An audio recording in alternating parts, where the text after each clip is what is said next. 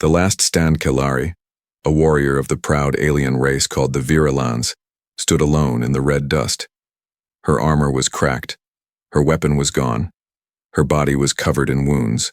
Smoke rose around her. She could hear the screams of her fallen squad behind her. The sky above was dark, filled with ash and fire. The enemy had come fast, and she had fought until her last breath. Her leg was broken. Her energy blade was lost. Her communication device was silent. She tried to crawl, but her arms gave up. Blood dripped from her side. She had fought with honor. She had done her duty. Now there was nothing left. Kelari took a deep breath. She was ready to die. She closed her eyes. She whispered a final prayer in her native tongue. May the stars carry me home. Then, silence. But death didn't come. Instead, there was a flash. A strange pulling sensation like her body was being lifted, torn from the battlefield. Her mind faded into darkness. Kelari woke up slowly, warm, soft. She felt a blanket over her body, a pillow under her head. Her wounds, they didn't hurt anymore. Her armor was gone.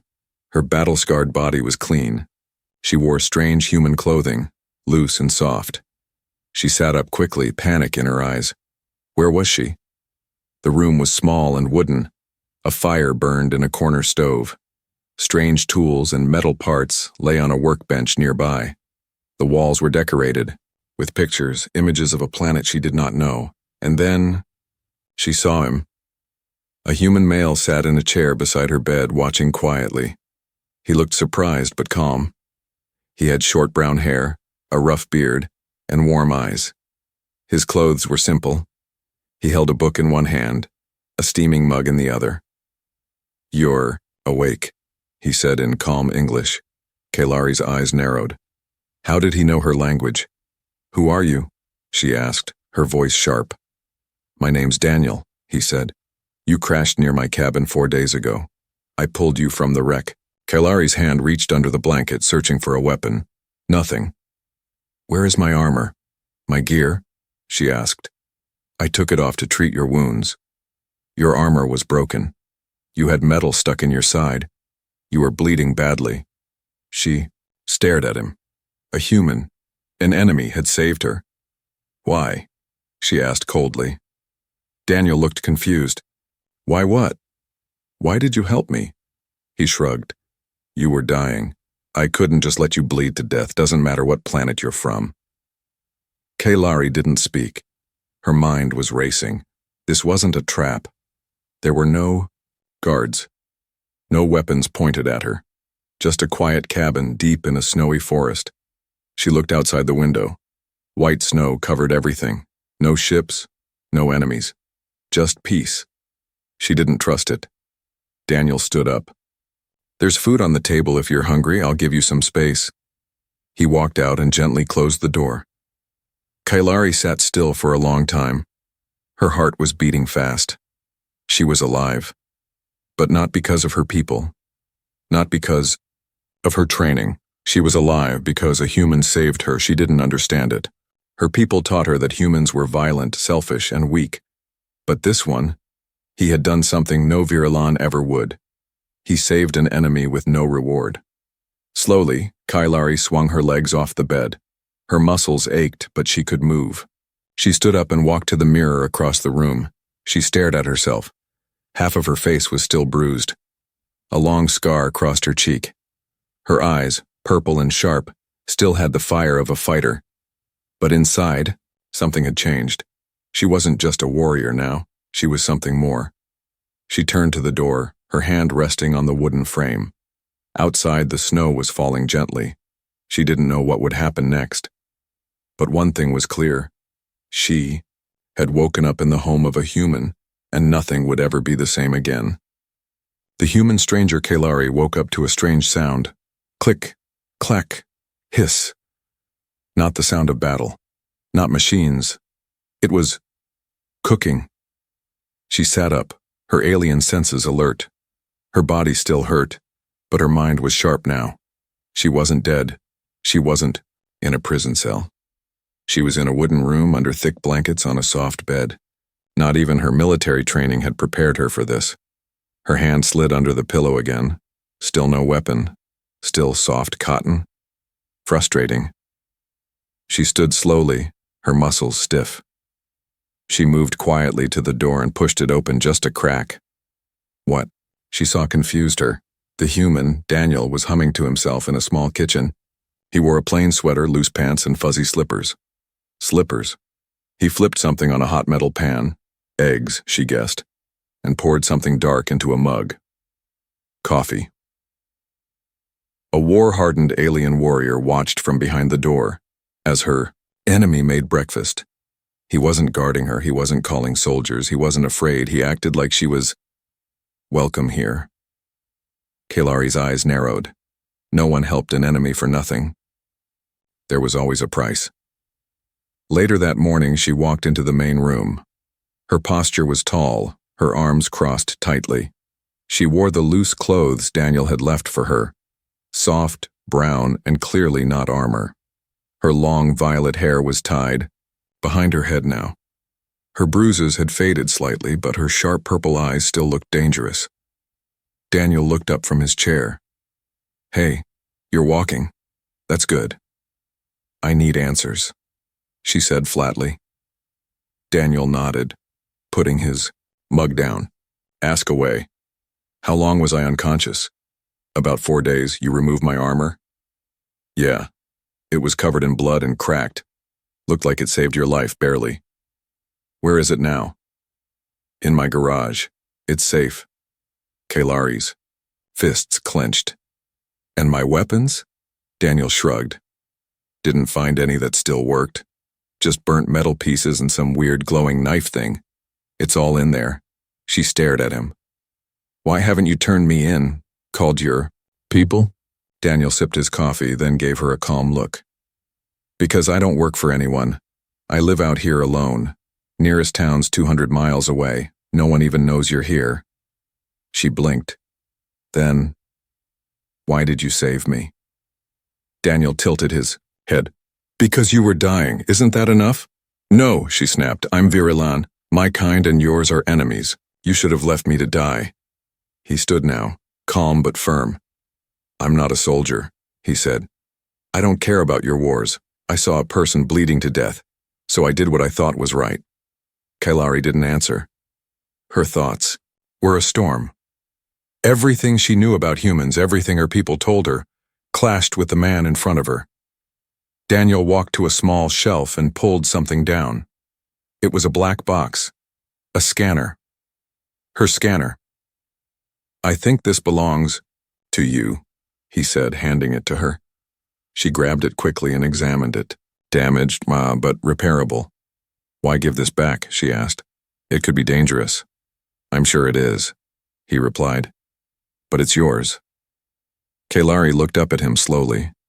This man, he wasn't acting like an enemy, and that made him dangerous.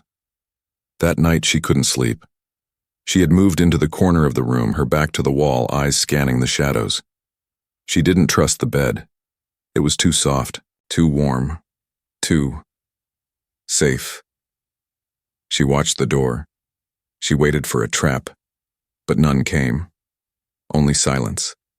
Only the soft crackle of fire. Her eyes flicked to the human shadow in the other room. She could hear him snoring softly. Kaylari held her breath. What kind of man lived in the middle of nowhere and rescued a dying alien girl? Was he mad or something worse? She would find out. Tomorrow. Memories and machines. Kaylari couldn't stop staring at the wall.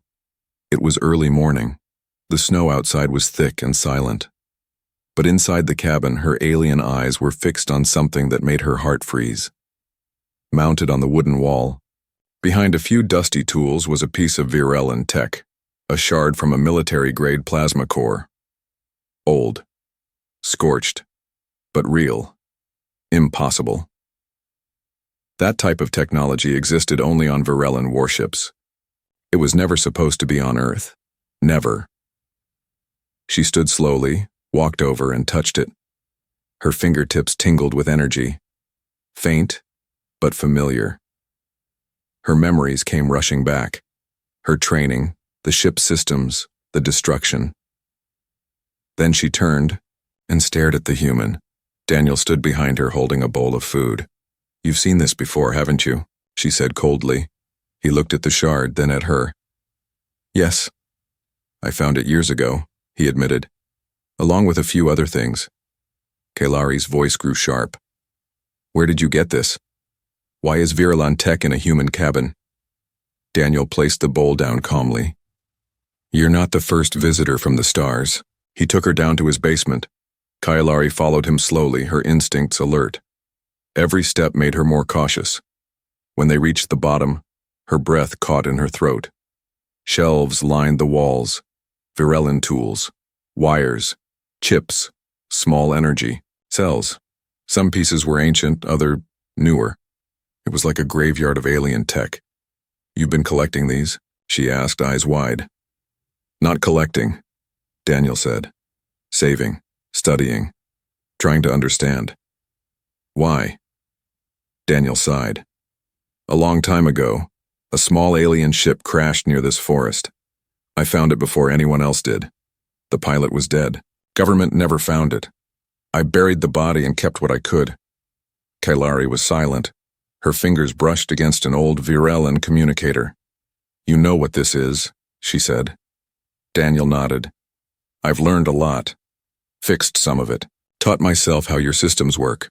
Your language, too. That's why I could talk to you." Kailari turned to him. "So, you've had alien knowledge for years. Why didn't you use it? Sell it? Turn it into power?" Daniel chuckled softly. "Because I didn't want power. I just wanted to know the truth. Who you are. What's out there." Kailari looked around. Again, this wasn't a trap. This was a puzzle. A human who had been hiding alien tech for years and never used it for war. As the day passed, Kailari helped him fix a broken scanner. Her hands moved over the device quickly, almost without thinking. Daniel watched quietly. "You're good at that." "I was trained to be," she said. "I can tell." She glanced at him. "Why are you really helping me, Daniel? What do you want from me?" He didn't answer right away. Finally, he said, "I don't want anything. I'm just tired of being alone." That caught her off guard. He wasn't lying. Not about that. That night, Kailari sat beside the fireplace, holding a small energy crystal from the crashed ship he once found. She remembered her people, her mission, her orders. She wasn't supposed to be here. She was supposed to be dead. And yet this strange human had given her food, warmth, and now, answers. But something was still missing. Who attacked her ship? She remembered the explosion, but not who fired the shot. She needed to recover more memories, more truth. The next morning, Daniel brought in a box. "I found this near your crash," he said. "Didn't want to mess with it." Kailari opened the box slowly. Inside was her personal memory chip, a data core linked to her mind. She gasped softly. With this, she could remember everything. The secret underground. The cabin shook, just a little, so soft, it could have been the wind, or so Kailari thought, until the ground trembled again. She stood up quickly, eyes scanning the room.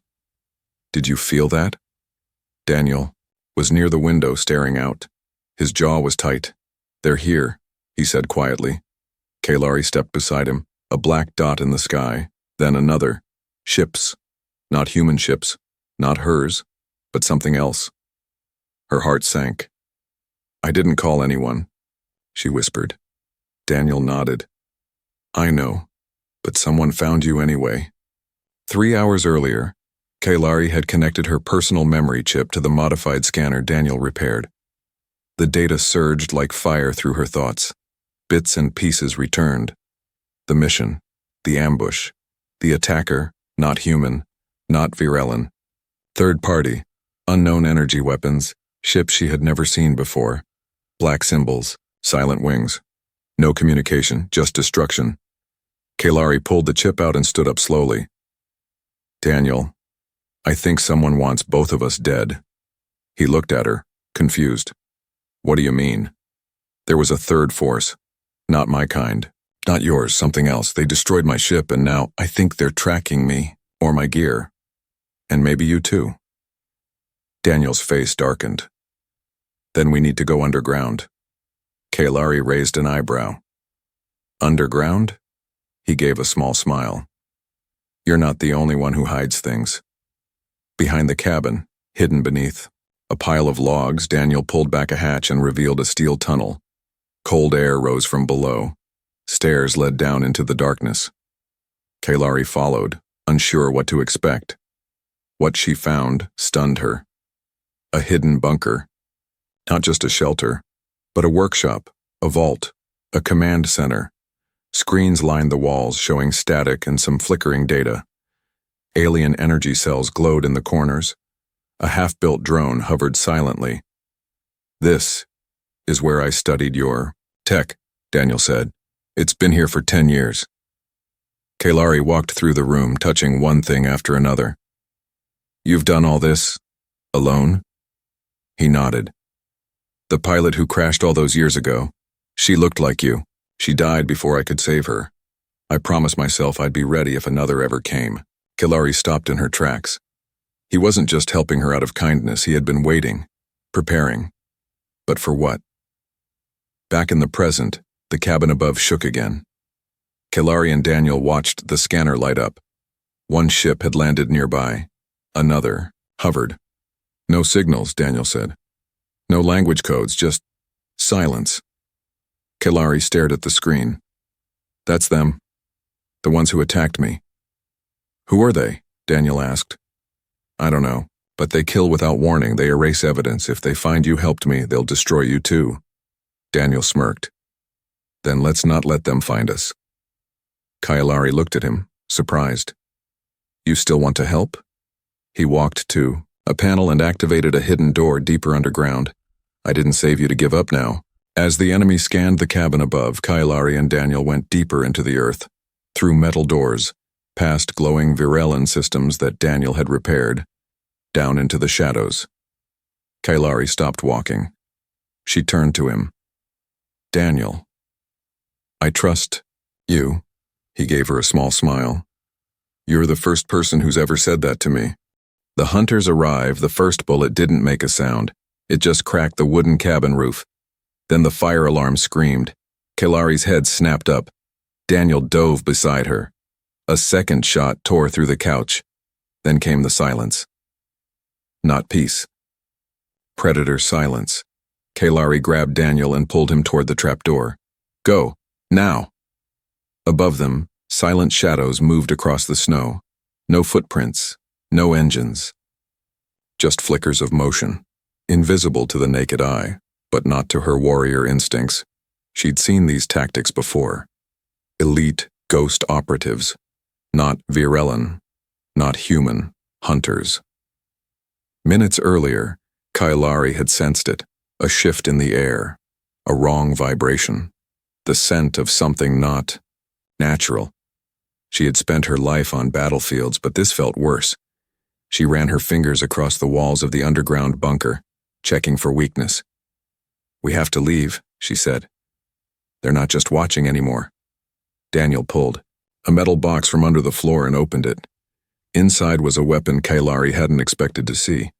A hybrid rifle, part Virelin, part Earth tech. She looked at him in surprise. You built this? He gave a tense nod. I hoped I'd never need it. Kalari took it, checked the charge and aimed. You'll need it now. Back upstairs, the shadows entered the cabin. They moved like ghosts. No footsteps, no sound. But Kalari was waiting. Boom. A trap Daniel had placed near the hallway exploded, sending one hunter flying into the wall. Its cloak flickered, and Kalari saw it clearly for the first time. Tall, black armor, long limbs, glowing green lenses where eyes should be. No mouth. No face. It wasn't alive in the normal sense. It moved like a machine but bled like a living thing. The second one lunged from the side, but Kalari dodged, rolled, and fired. The hybrid rifle roared. Green blood sprayed across the floor. Daniel shouted from behind her, "There's more coming!" They retreated into the underground bunker, locking the hatch above. Kalari pressed a button. Metal slammed shut, behind them, for a moment. Silence. Only heavy breathing. Kalari paced back and forth. They're not here to capture. They're here to erase. Daniel wiped sweat from his brow. You think they followed the signal from your memory chip? Kalari shook her head. No. Something else. I think I was marked. A tracker placed on me without my knowledge. Maybe during the battle. Daniel pulled up a scanner. A tiny blinking dot in her shoulder, her jaw clenched. Cut it out. What? Now. 20 minutes later, Daniel held a small metal bug in tweezers, still blinking, still tracking. He dropped it in a thick lead box and sealed it.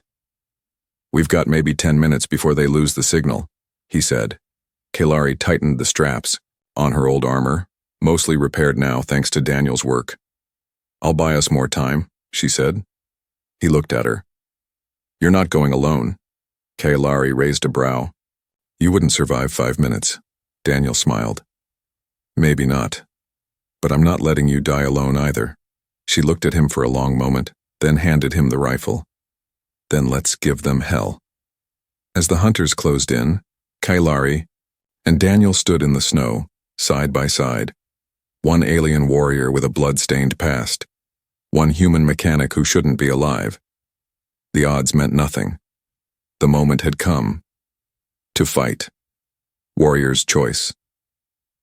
The snow was stained green and black.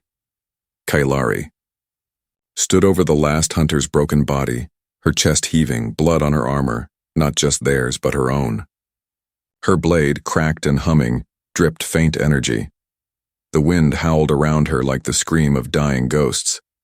Behind her, Daniel collapsed to his knees. He was coughing. His coat was torn. His face was pale. But he was alive. Kalari turned to him slowly. You're hurt, she said. Daniel looked up with a weak smile. Only a little. Not as bad as they look. He was trying to be brave. But Kalari knew that look. That was human pain. Real, raw, and mortal. And it hit her harder than any bullet. Hours later, they were back in the bunker. Kalari stood alone near the communicator panel, staring at the blinking blue light. It was ready. Fixed. Functional. She could finally send a message to her people. They would come. They would find her. They would bring war to Earth, wipe away the threat, clean up the hunters, and likely erase every witness, including Daniel. She clenched her jaw. This was her choice. Her duty. Her survival. But was it still the right thing? Daniel walked in slowly, bandaged and quiet. You fixed the beacon, he said softly. Kalari didn't answer at first. I can call them now, she said finally. My fleet. They'll come in less than 2 days. Daniel didn't react. Will they help? He asked. Or just clean the mess? She turned toward him.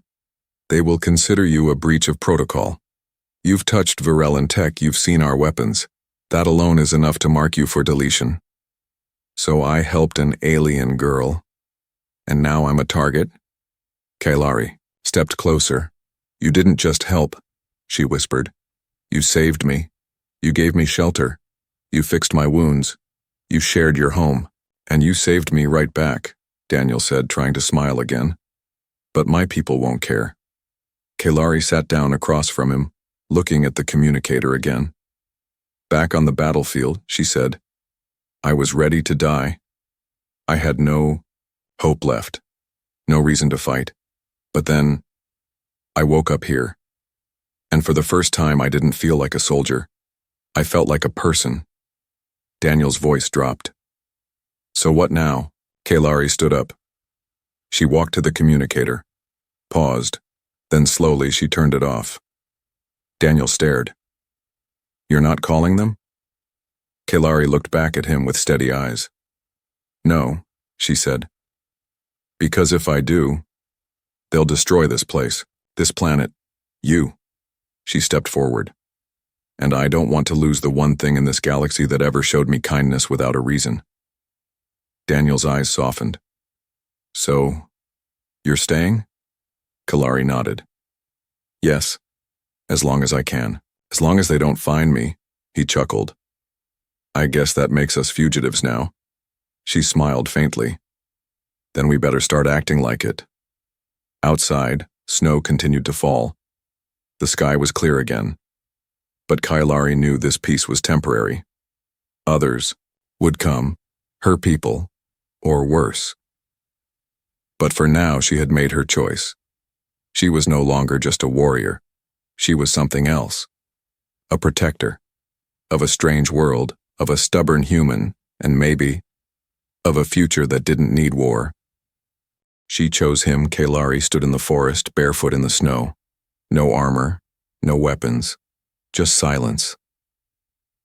The wind brushed through the trees, carrying a cold bite. But she didn't flinch. She had faced death in every form, and yet, this moment scared her more than any battlefield, because this wasn't war. This was peace, and peace meant choices. It meant staying. It meant risking everything for something fragile. Behind her, Daniel stepped out of the cabin doorway. His coat was too big, his smile too tired. But he was there, like always. "You okay?" he called. Kalari turned around, and for the first time in her life, she smiled. "Genuinely, I think I am," she said softly. 3 weeks had passed since the last attack. The hunters were gone. Kalari had buried the tracker deep in the ice. The signal had gone cold. No new ships, no enemy forces, just stillness. She spent her days repairing her armor piece by piece, not for war, but for memory. She taught Daniel how to sharpen a blade Virellan style. He taught her how to cook pancakes, which she still called flat circles of confusion. They laughed more than she expected. She had lived most of her life preparing for battle. Now she woke up to the sound of birds, warm blankets, hot coffee, and a human who refused to leave her side. One morning, Daniel found her looking at the stars. She had drawn star maps in the snow with her fingers. "Miss Home?" he asked. Kalari was quiet. Then, "Not as much as I thought I would." She looked at him. "Do you miss not having aliens crash into your life?" He laughed. "Only when you threatened me with plasma tools before breakfast." They both smiled. Then she looked down. "Serious now. I made my choice, Daniel. I had a chance to go back, to finish the war, to be a legend, but I didn't." He leaned closer. "Why not?" Her voice was low, honest. "Because I found something better." In the weeks that followed, Kalari adapted. She learned to live small, to fish, to fix broken things without military-grade tools, to read human books. She hated romance stories, too many tears. She even cut her long violet hair, said it was too easy to grab in a fight. Daniel said she looked stronger with it short, and secretly, she liked that. They never called it love. They didn't need to. It was something quieter, stronger, built over firelight and near death. Not forced, not rushed, just real. And when Daniel reached for her hand one evening, she didn't pull away. She squeezed back. In the final scene, Kalari stood outside, again a long coat over her armored chest plate, not hiding, not afraid, just watching the sky. She knew one day someone would come again, either to find her or to finish what others had started. But now she wasn't alone. She was ready, not just to fight, but to live. And if the stars brought war back to her doorstep, then the stars would face a warrior reborn. Not for a flag, not for orders, but for the human she chose.